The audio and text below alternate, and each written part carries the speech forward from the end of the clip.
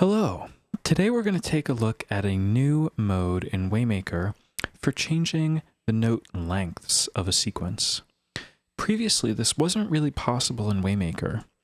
If you're familiar with it, you'll know that by default, each note length is just kind of a singular setting. So you can see here, by default when we're generating notes, they're just going to be 100% the length of a stage. So if I'm progressing a sequence in quarter notes, each note is just going to be a quarter note long. You can see here in the sequence that I've generated, the length of a note is the same as its frequency. But what if we want to change that? What if we want to have a melody that follows an interesting rhythm, but it also has a variety of note lengths? For example, a half note, then a quarter note, and then 2 eighth notes. But we want it to actually hold for all of that amount of time. Well, enter this new Waymaker mode, which is called hold mode. Now, where you're going to find this mode is going to be when you have a sequence that's being progressed by MIDI notes. So, if we flip over to MIDI note mode, and if we go to change the note length of this sequence, by default, you'll see that it's in mirror mode. This means that the notes that this sequence generates are going to be the same length as whatever is passed into them, whatever triggers them. They're just going to mirror the length of whatever notes created them. However, we don't necessarily always want this. And let's see why. I'm going to put a beat sequencer in front of our step sequencer. I'm just going to define a simple rhythm here, or simple melody, excuse me. Let's see how that works. I'm going to create a rhythm of 4 notes. I'm going to speed it up a little bit. Let's say eighth notes. And this rhythm of 4 notes is going to trigger this melody of 4 notes. So let's record that and see what happens.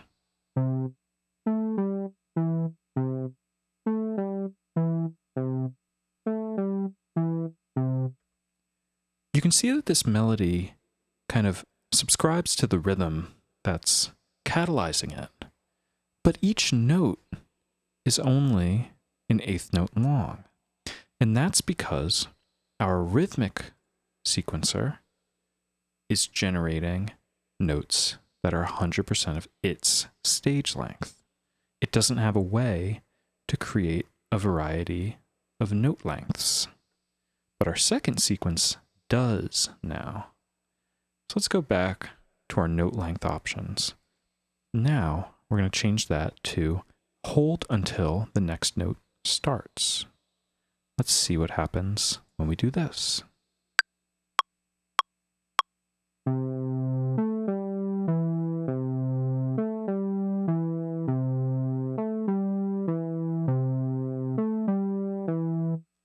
Now we have a passage that's it's got a legato feel. Each note is actually being held out for the entire duration of its length.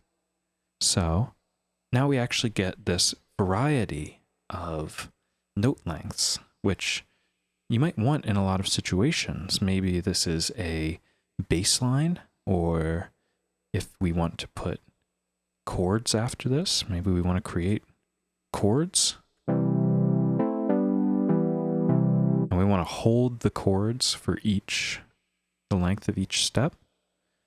So, with a beat sequencer and a sequencer in hold mode, now we can create this variety, this diversity of note lengths. So, we can also think about introducing some generative aspects to this.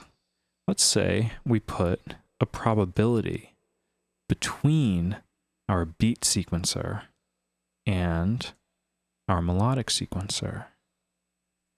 So what's going to happen now is that some of these notes will get dropped out randomly, and this sequence will start progressing semi-randomly. But each note will be held until the next note from the beat sequencer successfully passes through. Let's see what happens here.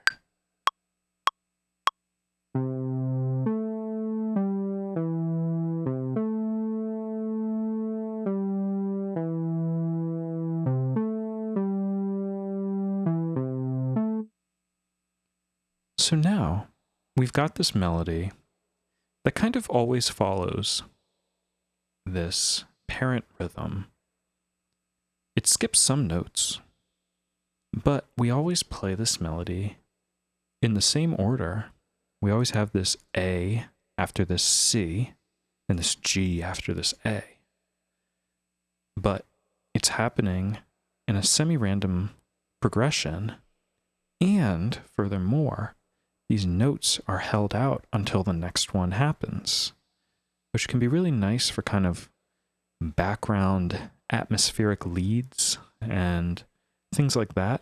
Maybe generative chord progressions, if you want to just kind of have them hang out in the background. This could be a really nice way to accomplish that. However, what if we want this sequence to kind of always land at the same times? Let's say we want this C to always land at the start of each bar, but we still want some randomness. So let's kind of reverse our chain here. What I'm going to do is I'm just going to rearrange it. I'm going to put our beat last, and I'm going to put the probability in between them now. So, just for the sake of demonstration, I'm going to put the probability back up to 100. And now I'm going to set the melodic sequence, which remember is now first in the chain. I'm going to set the melodic sequence to progress every quarter note. And then I'm going to take our beat sequencer, and I'm also going to have it progress every quarter note.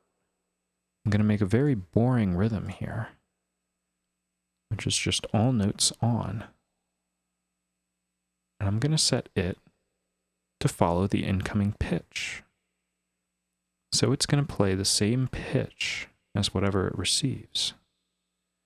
However, it's not really doing anything at this point because it's just going to receive the pitch and it's going to mirror it back. So hopefully that makes sense. Right now, we've got a melodic sequencer progressing every quarter note. We've got a probability doing nothing.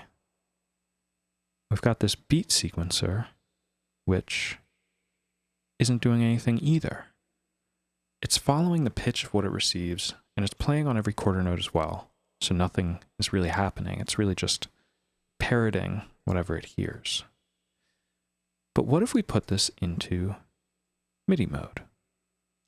Now it's going to advance whenever a note is received, and that allows us to put it into hold mode.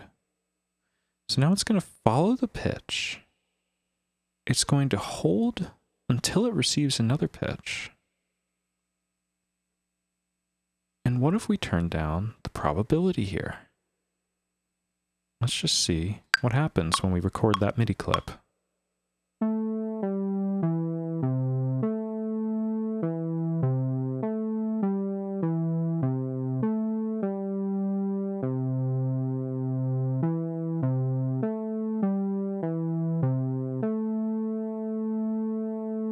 So now, we've actually created this random melody where our C always lands at the start of each bar, but sometimes we omit notes from the sequence, and when they're omitted, we hold through the duration of the omitted note.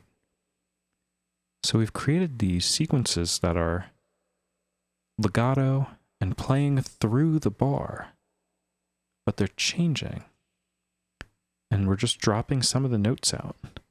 It's kind of as if you had like a monophonic synthesizer with no VCA. We're just changing the pitch of it, but it's holding out through the entire thing. And this can be a really nice effect because our C is always landing at the same point in the bar, but the rest of them may or may not happen.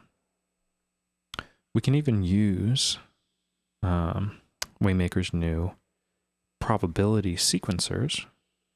There's a separate video on that, so take a look on my channel if you're curious about this. But we can say,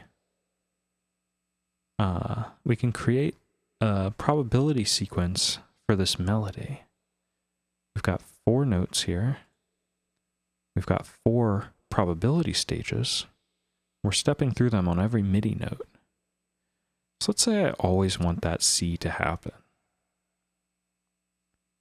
But I could take or leave the rest of the notes in the sequence.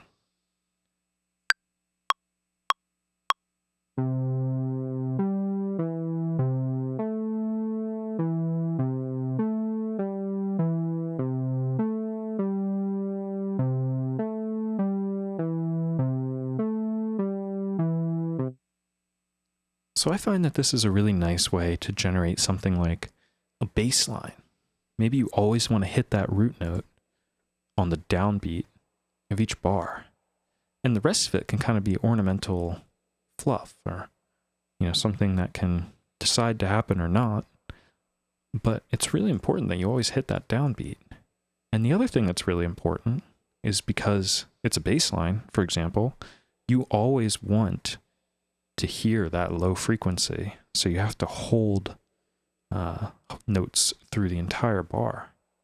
This is a way that you can generate a melody or a bass line that's shifting. It's got notes in there that may or may not happen, but you can guarantee that a note's always going to happen on the downbeat, and you're always going to be playing some note.